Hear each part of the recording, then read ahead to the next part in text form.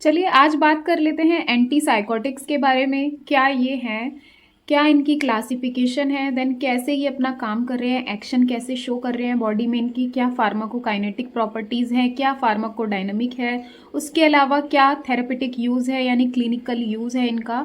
तो ये सारी चीज़ें हम इसमें देखने वाले हैं। इससे प्रीवियस वीडियो में मैंने ये तीनों ही टॉपिक को एक साथ कंप्लीट किया है। ये वाले anti convulsant, anti anxiety, then उसके अलावा ये एंटी डिप्रेसेंट हमारा कंप्लीट हो चुका है। वीडियो काफ़ी मतलब बोलते हैं कि आई थिंक 45 मिनट की हो गई थी या उससे कम थोड़ा सा। तो मुझे लगता है काफ़ी लेंथी वीडियो बनाना ठीक नहीं है। आप क्या करते हो, सिर्फ उसमें से या तो एक टॉपिक को करोगे और बाकी को छोड़ दोगे। तो मैंने सोचा है कि अब मैं थोड़ा सिंगल सिंगल ही बनाऊंगी। अगर आप चाहते हो कि वैसे ही बनाऊं तो आप कमेंट सेक्शन में बता सकते हो कि नहीं जी हमें एक साथ 3 टॉपिक दे दो आप, या 2 टॉपिक कवर कर दो। ठीक है, उस अकॉर्डिंग हम देख लेंगे। So guys, welcome to my channel Drishti pharma. Let start anti psychotic.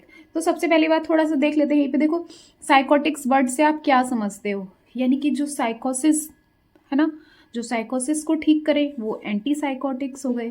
साइकोसिस क्या है, एक तरीके से हिंदी में हम कह सकते हैं पागलपन, है ना। पागलपन किसी भी वजह से हो सकता है। मेनली ब्रेन में कोई डिसऑर्डर है या डिजीज़ हो गई है, मान लो कभी चोट वगैरह ऐसी लग गई है, ब्रेन इंजरी हो गई है। नहीं तो और भी रीज़न हो सकते हैं। न्यूरोट्रांसमीटर का खेल जो आप पढ़ते हुए आ रहे हो फार्माकोलॉजी में, उसकी वजह से भी हो सकता है। तो इंसान क्या होता है, भ्रम में चला जाता है, उसकी सोच भी एकदम अलग हो जाती है। कभी ज़्यादा सोचता है, कभी कम सोचता है, मतलब बिल्कुल ही एक्सट्रीम लेवल पे सब कुछ बदल जाता है उसकी लाइफ में। आपने देखा भी होगा ऐसे पेशेंट को। ठीक है, उनकी एक्टिविटी भी हमसे अलग होती है, हाइपर एक्टिविटी हो जाती है उनके केस में। तो यही सारी चीज़ें हमें यहाँ पे पढ़ना है। इसके अंदर काफ़ी सारी बीमारियाँ एक साथ आती है, ग्रुप ऑफ डिसऑर्डर है, ठीक है, डिजीज़ है। और एक बात, जो साइकोसिस होता है उसको हम लोग कभी ठीक नहीं कर सकते। ठीक है, किसी अलग रीज़न की वजह से ठीक हो सकता है, जैसे कोई ब्रेन इंजरी है या चोट वोट लग गई है तो क्या पता उस केस में ठीक हो जाए। बट हम सिर्फ क्या कर सकते हैं, इसके सिम्टम्स को कंट्रोल कर सकते हैं, जो इसके लक्षण हमें दिखाई देते हैं। तो ये मेडिसिन क्या करती है, उसको रिड्यूस कर देती है या कंट्रोल, लेकिन उसको ख़त्म नहीं कर पाती है। ठीक है, तो यही सारी चीज़ें हमें इसके अंदर देखनी है। जो मैंने बोला है देखो, वही मैंने यहाँ पे लिखा हुआ है। देखो क्या होता है, एंटी साइकोटिक ड्रग्स है, इनको हम न्यूरोलेप्टिक्स भी बोलते हैं। ठीक है, क्यों, क्योंकि न्यूरॉन्स में ही सारी चीज़ें हो रही हैं, वहीं पे ही लैप्स हो रहा है, तो इसलिए उसको ठीक करने के लिए दे रहे हैं। तो न्यूरोलेप्टिक्स है, न्यूरॉन्स की वजह से जो भी है। ठीक है, उसके बाद मेजर ट्रैंकुलाइजर भी इनको बोलते हैं। ट्रैंकुलाइजर की जो ब्रेन की जो ज़्यादा एक्टिविटी है उसको कम कर दे, है ना, जो नॉर्मल में नहीं, जो इसके इंडिविजुअल जो पेशेंट हैं साइकोसिस वाले, उनमें।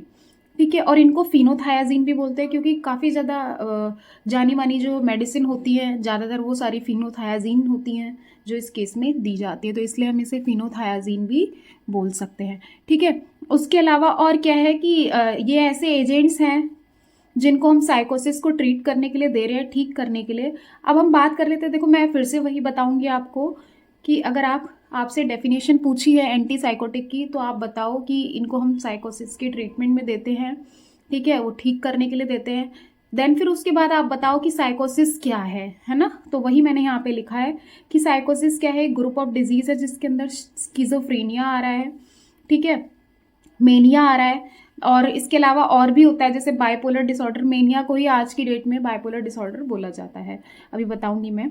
तो इन केस में क्या होता है, जो पर्सन है उसकी जो एबिलिटी है, उसकी योग्यता है किसी भी चीज़ को पहचानने की, ठीक है, रियलिटी को रिकॉग्नाइज करने की जो एबिलिटी है, जैसे हम करते हैं रियलिटी। हाँ, अगर आपके कुछ भी आपके सामने चीज़ें हो रही है तो वो आपको पता है, वो दिख रही है, लेकिन उनको क्या होता है, वो बिल्कुल उससे अलग, उन्हें फ़र्क ही नहीं पड़ता इस चीज़ से, वो भ्रम में चले जाते हैं, वो बिल्कुल हेलुसिनेट हो जाते हैं। ठीक है, टू कम्युनिकेट करने की, आपस में बातचीत करने की, बातों को पहुंचाने की और देखने की, जो उनका परसेप्शन है, नज़रिया है, और कुछ भी चीज़ें समझने की, एक दूसरे से रिलेट करने की जो चीज़ें हैं, वो सीवियरली बहुत ज़्यादा खतरनाक तरीके से इम्पेयर्ड हो जाती हैं, यानी बिल्कुल बेकार हो जाती हैं। ठीक है, ख़राब हो जाती हैं। तो समझ में आ गया, पर्सन की एबिलिटी ही ये सब खत्म हो गई। देन वही कि अब जो मैंने लाइन आपको बताई थी कि जो हमारी एंटी साइकोटिक ड्रग्स होती हैं, ये क्या होती है, ये क्यूरेटिव नहीं होती, यानी कि हम इनको पूरी तरीके से ये क्योर नहीं कर सकती, ठीक है। ये ना ही निकाल सकती है, एलिमिनेट कर सकती है थॉट डिसऑर्डर्स को, तो ये सब क्या है, थॉट डिसऑर्डर है। But they reduce the symptoms, ये सिर्फ जो लक्षण है साइकोसिस के, पागलपन के, उसको ये ठीक कर सकती हैं बस, ठीक है। सिम्टम्स को पूरी तरीके से ख़त्म नहीं कर सकती डिजीज़ को। तो सबसे आप देख लेते हैं इन दोनों में डिफरेंस क्या है, स्किज़ोफ्रेनिया में और मेनिया में। तो जो स्किज़ोफ्रेनिया है हमारा, ये क्या है, एक टाइप का साइकोसिस है जिसमें डिल्यूजन हो जाता है ना। डिल्यूजन यानी वही कि उसको सब कुछ इमेजिनेशन वाला लगने लगता है ना, भ्रम में चला जाता है, हेलुसिनेशन में चला जाता है, यानी वही कि रियलिस्टिक से बिल्कुल दूर चले जाना इज हेलुसिनेशन, डिल्यूजन है ना, भ्रम, इमेजिनेशन। और डिस्टर्बेंसेस इन थॉट में डिस्टर्बेंस हो जाना ही क्या है, स्किज़ोफ्रेनिया है। अब मेनिया क्या है, मेनिया मूड का इतना ज़्यादा बदल जाना है ना, मूड उनका बदलता रहता है, एक्सट्रीम, बहुत ज़्यादा एक्साइटमेंट होती है, हमें भी होती है एक्साइटमेंट, किसी चीज़ की खुशी होती है तो हाँ, अगर कहीं ट्रिप पे जाना है तो पहले से ही 3-4 दिन पहले एक्साइटेड स्टार्ट हो जाते हैं, मतलब एक्साइटेड होने लगते हैं। बट उनकी एक्साइटमेंट एक्सट्रीम लेवल की होती है, बहुत ज़्यादा फालतू में, है ना, हाई एनर्जी, बहुत ज़्यादा एनर्जेटिक दिखते हैं वो लोग, और ओवर एक्टिव बिहेवियर हो जाता है। थोड़ी देर के लिए एनर्जेटिक, जैसे ही उनको मेडिसिन दी जाती है उसके बाद वो एकदम थोड़े टाइम के लिए फिर नॉर्मल हो जाते हैं, देन फिर से एक्सट्रीम एक्साइटमेंट उनके अंदर शुरू हो जाती है। तो अब मेनिया को ही क्या बोला जाता है, बाइपोलर डिसऑर्डर बोला जाता है, ठीक है। और ये जो साइकोसिस है, इसके होने के क्या कारण हैं, एक तो अगर हम समझे कि इसमें क्या हो जाता है, जो डोपामीन है हमारा एक्साइटेटरी न्यूरोट्रांसमीटर है, ये क्या हो जाता है, काफ़ी ज़्यादा इसका लेवल बढ़ जाता है, इसका लेवल बढ़ता है, और यही डोपामीन जो होता है ना ओल्ड एज पीपल में, यानी पार्किंसन डिजीज़ है उसमें ये कम हो जाता है, ठीक है। तो साइकोसिस वालों में बढ़ जाता है तो उनकी एक्टिविटी भी बढ़ जाती है, एक्साइटमेंट भी बहुत ज़्यादा हो जाती है। हमें नॉर्मल लेवल पे रिलीज होता रहता है डोपामिन, तो हमारी एक्साइटमेंट बहुत पागलपन लेवल वाली नहीं होती, ठीक है, in certain areas of the brain. तो समझ गए हम। अब तुम खुद सोचो कि यहाँ पे ये साइकोसिस हमारा मेन तो डोपामिन की वजह से हो रहा है, और भी रीज़न हो सकते हैं, जैसे चोट लग गई, कोई ब्रेन इंजरी या कोई ब्रेन सिंड्रोम है, और कोई बीमारी की वजह से ये साथ में हो गई, ब्रेन का ही कोई डिजीज़ है तो उसकी वजह से भी हो सकता है। लेकिन अब ये जो हम ड्रग्स पढ़ रहे हैं ये हमारी मेन डोपामिन पे काम करेगी, तो हम इसमें यही बताएंगे कि भैया डोपामिन का लेवल यहाँ बढ़ रहा है ब्रेन के कुछ एरियाज़ में, जैसे लिम्बिक हो गया एरिया, तो अब हमें इसी को ही हमें क्या करना है, कम करना है। तो वही अब हम ड्रग्स देंगे। कौन कौन सी देखो दी जाती है, first generation antipsychotics, second generation, ठीक है। जो फर्स्ट जनरेशन वाली होती है कन्वेंशनल है, ट्रेडिशनल, ये काफ़ी पहले ही इनकी डिस्कवरी हो चुकी थी। सेकेंड जनरेशन है जो इनसे दिक्कतें हुई, जो इनके साइड इफ़ेक्ट्स देखने को मिले, अब ये उनको क्या करेंगी, कम होंगे इनके side effects as compare to this, होंगे बट कम, ठीक है। और इनका इफेक्टिवनेस भी काफ़ी ज़्यादा होंगी। कोई भी नई ड्रग मार्केट में डिस्कवरी उसकी क्यों होती रहती है, क्यों कोई नई ड्रग लेके आता है, ताकि अगर जो उसकी लिमिटेशन है उसको वो ओवरकम कर सके, है ना, जो उससे डिसएडवांटेज मिल रहे हैं। तो लो पोटेंसी क्या होता है कि वो ड्रग है वो कम ही डोज में क्या है, काफ़ी ज़्यादा इफेक्टिव है ना, कम डोज में ही, तो वो तो क्या हो गया, हाई पोटेंसी हो गई। देन लो पोटेंसी यानी कि उसको हमें ज़्यादा डोज देनी पड़ेगी तब जाके उसकी पोटेंसी ठीक होगी, मतलब पावर, पोटेंसी मीन्स पावर। तो जो लो पावर की है हमारी, जिसके साइड इफ़ेक्ट्स भी कम देखने को मिलेंगे, तो वो है क्लोरप्रोमाजीन, और क्लोरप्रोमाजीन ही सबसे ज़्यादा यूज़ होती है। देन उसके बाद क्लोजापिन, ये जो ये एटिपिकल वाली है ये यूज़ होती है। इनका फार्माकोलॉजिकल एक्शन भी अलग अलग है। देखो ये वाली है हमारी, ये सारी तो डोपामिन रिसेप्टर पे को ब्लॉक करती हैं, बट ये जो सेकेंड जनरेशन है ये 5-HT सीरोटोनिन जो होता है ना, ये 5-HT2 या 3, इसको आप एक बार देखना, ये उसके एक्शन को ब्लॉक करते हैं। क्यों? क्योंकि सीरोटोनिन भी क्या करता है, एक्साइटेशन बहुत ज़्यादा करवा देता है, न्यूरॉन्स में काम बहुत ज़्यादा होता है, एलर्जी करवाने के साथ साथ, एलर्जी के साथ साथ वो इसका ये रोल भी होता है सीरोटोनिन का, ठीक है। तो ये सीरोटोनिन पे काम करेंगी, बट हमें मेन यहाँ पे क्लोरप्रोमाजीन पे ध्यान देना है। इसके बारे में ही देखो, अब फिर से वही बोलूँगी, कोई भी अगर आपको एक अलग से एक ड्रग आ जाती है बताने के लिए कि भैया इसका सारा सब कुछ बता दो, तो देखो फार्माकोलॉजिकल एक्शन थोड़ा सा अलग होगा।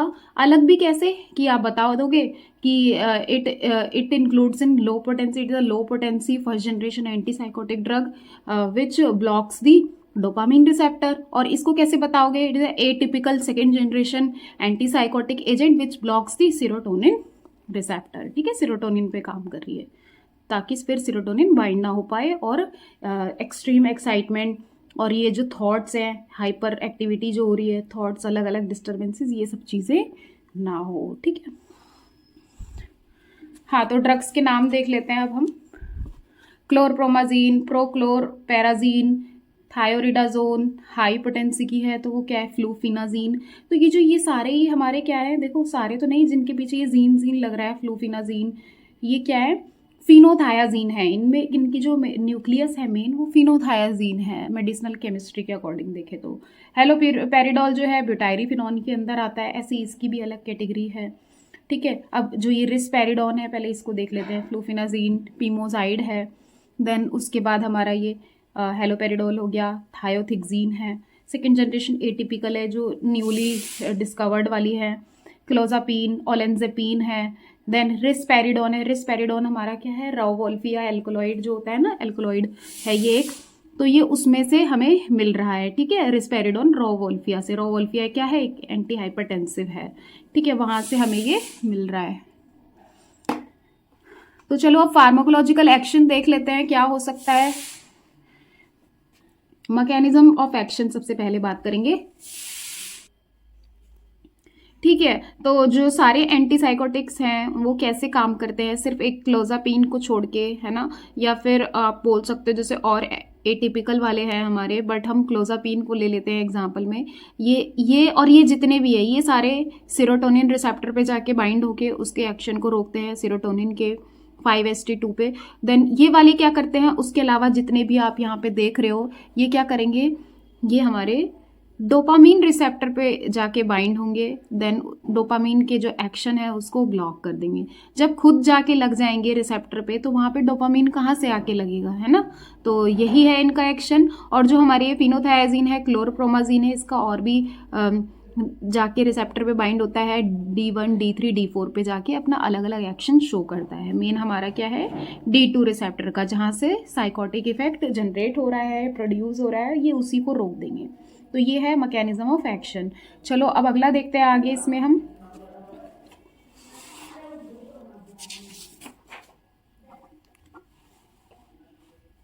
चलो फर्स्ट देखते हैं अब CNS पे। हाँ, इन साइकोटिक इंडिविजुअल्स जो जिनको साइकोसिस है, वो क्या करते हैं, उनके केस में जो क्लोरप्रोमाजीन है वो क्या करता है, इरिटेशनल बिहेवियर, ये जो एकदम अजीब सा बिहेवियर है दूसरे को इरिटेट करने वाला, ये उसको डिक्रीज कर देते हैं। या उनका जो अग्रेसिवनेस है, ऐसे लोगों से देखो नॉर्मल जो इंडिविजुअल होते हैं वो भी दूर भागते हैं। तो क्योंकि वो काफ़ी ज़्यादा अग्रेसिव हो जाते हैं, तो ये उसको भी डिक्रीज कर देता है क्लोरप्रोमाजीन। तभी हम इसे क्या बोल रहे हैं, मेजर ट्रांकुलाइजर बोल रहे हैं। ठीक है, तो आपके पेपर में चाहे न्यूरोलैप्टिक्स के नाम से आए या ट्रांकुलाइजर के लिए आए, है ना, और या फिर यही एंटीसाइकोटिक, तब आपको इन्हीं सब के बारे में बताना है यहाँ पे। ठीक है, और ये कंट्रोल करता है सिम्टम्स लाइक हाइपर एक्टिविटी, वही जो हमने देखा, हेलुसिनेशन को, डिल्यूजन को, यानी भ्रम, इमेजिनेशन, इसमें जो खो जाना है, इन सब चीज़ों को ठीक करता है। ठीक है, देन उसके बाद ANS पे क्या वर्क है, यानी ऑटोनॉमिक नर्वस सिस्टम पे। तो यहाँ पे ये अल्फा एड्रेनर्जिक ब्लॉकिंग एक्टिविटी भी होती है। जब सोचो अल्फा एड्रेनर्जिक ब्लॉकिंग होगी, देन जो भी जैसे हाइपरटेंशन वगैरह या टैकीकार्डिया जैसे हो रहा है, ये सारी चीज़ें ये क्या होंगी, रुक जाएंगी, है ना, तो कम हो जाएगा। तो तभी देखते हो हार्ट बीट जो होती है वो ज़्यादा बढ़ती है, देन इस केस में क्या होगी, वो रुक जाएगी। जब हम उनको न्यूरोलैप्टिक्स देंगे, धीरे हो जाएगी, रिड्यूस हो जाएगी, नॉर्मलाइज हो जाएगी। ठीक है, रुकेगी नहीं, नॉर्मलाइज हो जाएगी। उसके बाद क्या है, ये लोकल एनेस्थेटिक। तो देखो जो क्लोरप्रोमाजीन है वो क्या होता है, उसमें पावर होती है कि वो लोकल एनेस्थेटिक की तरह भी काम कर दे, यानी कि एक पर्टिकुलर एरिया पे जाके सुन्न कर दे। लेकिन हम इसको नहीं देते, क्यों, क्योंकि इसका इरिटेंट एक्शन है, इरिटेटिव होता है ये नेचर में, तो हम नहीं देते, बट होता है इसका ये एक्शन भी। कार्डियोवास्कुलर सिस्टम में एंटीसाइकोटिक ड्रग्स क्या करती हैं, पोस्चरल हाइपोटेंशन कर देती है ना, क्यों, क्योंकि सेंट्रल और पेरिफेरल एक्शन की वजह से। सिंपैथेटिक टोन पे, सिंपैथेटिक पे काम करा इन्होंने, सिंपैथेटिक नर्व्स वगैरह पे, ठीक है, सेंट्रल की और पेरिफेरल की, है ना, दोनों पे करके क्या करते हैं, पोस्चरल हाइपोटेंशन कर देते हैं। पोस्चरल हाइपोटेंशन का मतलब क्या होता है, जब पेशेंट स्टैंड अप होता है, जैसे बैठा हुआ है थोड़ी देर, जैसे ही वो उठा या फिर जैसे ही लेटने जाता है, लाइंग डाउन, या फिर बैठने जाता है, ठीक है, तो क्या होता है उस केस में ब्लड प्रेशर जो होता है ना वो डिक्रीज हो जाता है। तो उसी को हम क्या कहते हैं, पोस्चरल हाइपोटेंशन बोलते हैं। ठीक है, तो ये होता है किसकी वजह से, एंटीसाइकोटिक ड्रग्स की वजह से। तभी देखते हो वो अचानक से बैठ जाते हैं, है ना, थोड़ी देर जैसी उनकी एक्साइटमेंट खत्म होती है। देन उसके बाद स्केलेटल मसल पे इसका इतना कोई रोल नहीं है। क्लोरप्रोमाजीन का देखो और भी रोल होता है, ये हमारा एंटीमेटिक की तरह भी काम करता है, लेकिन नॉर्मल इमेसिस हो रही है उस नॉर्मल वोमिटिंग के केस में हमें नहीं देना होता। जैसे किसी डिजीज़ की वजह से हो गई है, ब्रेन पे बहुत ज़्यादा इफेक्ट पड़ रहा है, ठीक है, या फिर ये जो साइकोटिक हैं इंडिविजुअल्स, अगर इनमें वोमिटिंग हो रही है, उसी केस में हमें क्लोरप्रोमाजीन देना होता है और अदरवाइज नहीं देना होता। एंजाइटी भी इन्हीं को अगर जैसे हो रही है, जैसे बहुत ज़्यादा अब नॉर्मलाइज करना था तो करना है, तो उस केस में भी हम देते हैं। ठीक है, डोजेस देख लेते हैं अब हम क्लोरप्रोमाजीन की। देखो क्लोरप्रोमाजीन जो होता है 10 to 100 mg 3 टाइम देना होता है टर इन डाइज, ठीक है, और 800 mg हम एक दिन में दे सकते हैं, ये मैक्सिमम डोज है इसकी, बाय ओरल या इंट्रामस्कुलर रूट से भी। ठीक है, प्रोक्लोरपेराजीन है, ये क्या है, लो पोटेंसी में ही था ये भी, 50 to 200 mg per day. Haloperidol हमने किस में पढ़ा था, हाई पोटेंसी के अंदर, तो देखो कम डोज में दिया जा रहा है ना, इतने में ही इसकी पावर अच्छी है, 2 से 20 mg। फिर उसके बाद क्लोजापिन हमारा एटिपिकल एंटीसाइकोटिक के अंदर था, तो इसको 100 से 300 mg पर डे। ठीक है, और उसके बाद रिस्पेरिडोन 2 से 8 mg पर डे दिया जाता है। अब इंडिकेशन यानी कि किस किस के ट्रीटमेंट में हम ये दे सकते हैं, कौन कौन सी, तो ये जो एजेंट्स हैं इनको हम फॉलोइंग कंडीशन में देते हैं, जैसे स्किज़ोफ्रेनिया अगर हो गया है यानी हेलुसिनेशन डिल्यूजन हो गया है तब देते हैं। डिमेंशिया यानी मेमोरी लॉस हो जाना, किसमें जो साइकोटिक पेशेंट है उन्हीं की अगर मेमोरी लॉस हो रही है तो, या फिर वो डिलीरियम में है, काफ़ी दुविधा में पड़ गए हैं, तो हम उन्हीं को ही ये ड्रग दे सकते हैं। ठीक है, मेनिया जिसमें एक्साइटमेंट या मूड काफ़ी ज़्यादा चेंजेस बहुत ज़्यादा होते हैं, मूड स्विंग्स, तो उस केस में देते हैं, या फिर बाइपोलर डिसऑर्डर में जिसमें इसमें भी एक्सट्रीम एक्साइटमेंट और थॉट बिहेवियर काफ़ी बदल जाता है। एक्यूट ब्रेन सिंड्रोम यानी अगर ब्रेन में ये कोई डिजीज़ है तो काफ़ी मतलब कंजेनाइटल है, बाय बर्थ है जो चीज़ें, उस केस में भी दे सकते हैं हम। ठीक है, कोई और ब्रेन की दिक्कत है। कॉन्ट्रा इंडिकेशन का मतलब क्या है, जो अब हम इंडिकेशन में नहीं दे सकते, कौन कौन सी में इसे हम नहीं दे सकते इन ड्रग्स को, CNS डिप्रेसेंट के केस में। क्यों, क्योंकि CNS डिप्रेसेंट में भी ऑलरेडी जो एक्साइटेटरी न्यूरोट्रांसमीटर होते हैं हमारे, जैसे डोपामीन है, सेरोटोनिन है, ठीक है, और हमारा एसिटाइल कोलिन है, जितने भी है ये, ठीक है, और ये इन सबको हमें क्या करना होता है, ऑलरेडी डिप्रेस कर रहे हैं हम, कम कर रहे हैं, और हमने क्या किया है, क्लोरप्रोमाजीन में भी तो यही कर रहे हैं हम, डोपामीन को कम कर रहे हैं, तो डिप्रेशन और ज़्यादा कॉज हो जाएगा और ये CNS बिल्कुल बंद हो जाएगा काम करना, तो इसलिए हमें इनके केस में नहीं देना है। ठीक है, इनके साथ हम नहीं दे सकते, लीवोडोपा के साथ भी नहीं दे सकते। क्यों, क्योंकि ये जो हमारे एंटीसाइकोटिक ड्रग है जैसे क्लोरप्रोमाजीन वगैरह हो गया, ये क्या करते हैं, ये लीवोडोपा के एक्शन को ही ब्लॉक कर देते हैं, और जो कि पार्किंसन में दिया जाता है। पार्किंसन के केस में भी क्या होता है, डोपामीन की कमी हो जाती है। अब तुमने इसके एक्शन को भी ब्लॉक कर दिया तो डोपामीन एकदम ही कम हो गया। ठीक है, तो हम इस केस में नहीं देते। एंटी हाइपरटेंसिव अभी बताया कि ये जो ड्रग होती है ये क्या करती है, हमारी पोस्चरल हाइपोटेंशन कॉज करती हैं, तो हम इनके साथ भी नहीं दे सकते, जैसे क्लोनिडीन, मिथाइल डोपा। क्यों, क्योंकि ये भी ऑलरेडी क्या कर रही हैं, अल्फा ब्लॉकर्स हैं, ब्लॉक कर रही है उस रिसेप्टर को, वहाँ पे ये ऑलरेडी ब्रेडिकार्डिया वगैरह कर रही है, डिक्रीज कर रही है, BP को क्या कर रही है, लो कर रही है, और तुमने ऑलरेडी ये एंटीसाइकोटिक भी दे दिया तो और दिक्कत हो जाएगी, तो हमें इस केस में नहीं देना होता। तो गाइज़ यहाँ तक था सारा एंटीसाइकोटिक के बारे में। वीडियो कैसी लगी कमेंट सेक्शन में बता सकते हो। मैं थोड़ा ज़्यादा मुझे लगता है मैं बता देती हूँ, बट मुझे लगता है कि ये आपके लिए ठीक भी है जानना। इससे क्या होगा, आप अगर यहीं पे ही सारी चीज़ें समझ लोगे तो इसमें से आप, अगर मैं 20 पॉइंट भी बताऊंगी तो इसमें से शायद आपको 5-6 पॉइंट तो ध्यान ही रहेंगे, और वो ही आपके लिए क्या पता काफ़ी ज़्यादा बेनिफिशियल हो जाएं एग्ज़ाम में लिखने के लिए। इसके अलावा आपको इस चैप्टर 4 के नोट्स मिलने वाले हैं टेलीग्राम पे, डिस्क्रिप्शन में आपको लिंक मिल जाएगा। बस ये 2-3 टॉपिक और हैं, इनको हम कंप्लीट करते ही पूरा एक साथ आपको अवेलेबल करवा देंगे। So thank you.